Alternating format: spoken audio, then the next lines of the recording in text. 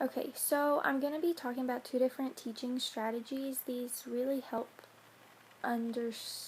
they really help for the students, the ELLs, to understand what they're learning, but also for them to go more in depth with what they're learning. So the first one's story reenactment, and this is basically where the students can learn something from you as a teacher and reenact it in a play. This works really well in history.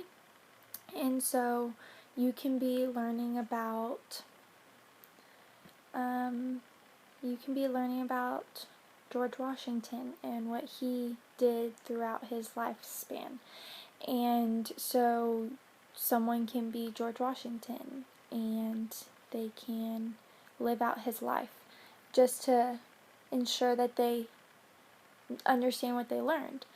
And then there's also another one where you have a script already written for them, and so they learn through the reenactment or through the play, I guess you could say. And so the students really like this. It doesn't matter how old you are, because regardless, it's better than sitting there through a whole lecture and not doing anything and just kind of zoning out. And so this is a way for the students to actually get hands-on involved and have fun.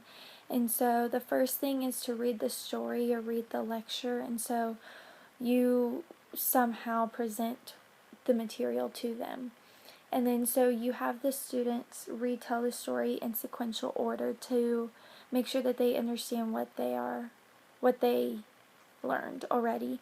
And then so then the students or you could make the props, and that could just be anything from a hat or a little piece of paper or whatever it is.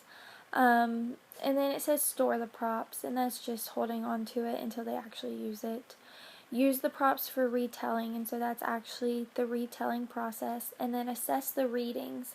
And assessing the readings is making sure that they do understand. So they do the reenactment or the play, and then they actually tell you that they understand and everything else. So there's a couple things that you want to make sure of as a teacher. So you want to make sure that there's a very fine line of a middle, beginning, and an end, and then there's also a definite setting, and that everything's in sequential order, because that's really important. If we're talking about history especially, I could be talking about something in 1836 and it happened in 1930.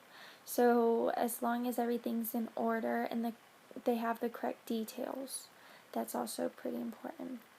And then my next teaching strategy is called the cohesion links.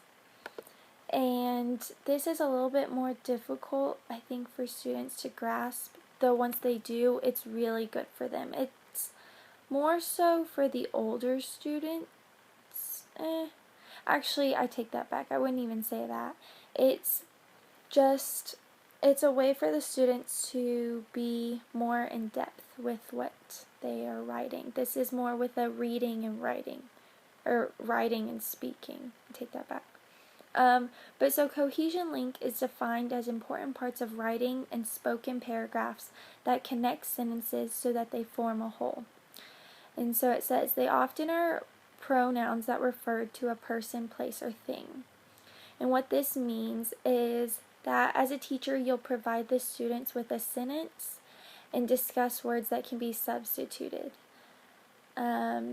This teaching strategy is to make the students more aware of detail so that they won't be so broad in their writing, especially.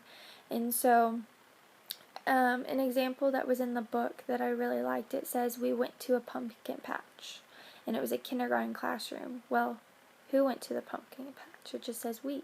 Well, the whole class did. So the class went to the pumpkin patch. And then it said that we saw him and he was scary. Well, who is him?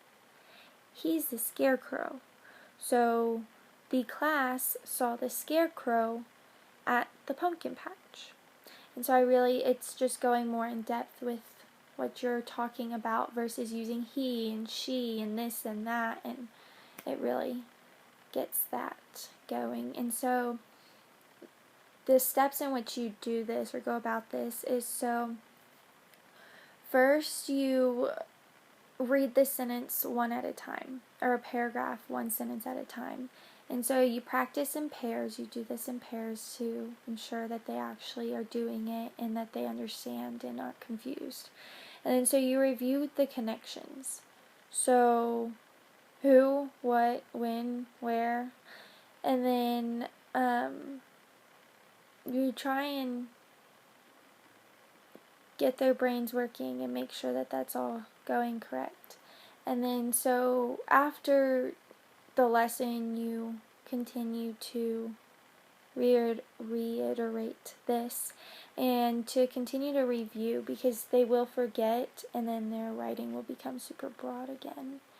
And you assess this on a regular basis, just to, again, make sure. But so there are different types of cohesion ties, is what they're called. And so there's references, conjunctions, substitutions, ellipses, and lexical cohesions. And those are all just different types of I'm trying to think of the word. They're like subsets within this. And so each one of them has a different thing, like substitution is the example that we just used. And then conjunctions, we know what that is, can't, cannot. But yeah, so that's about it.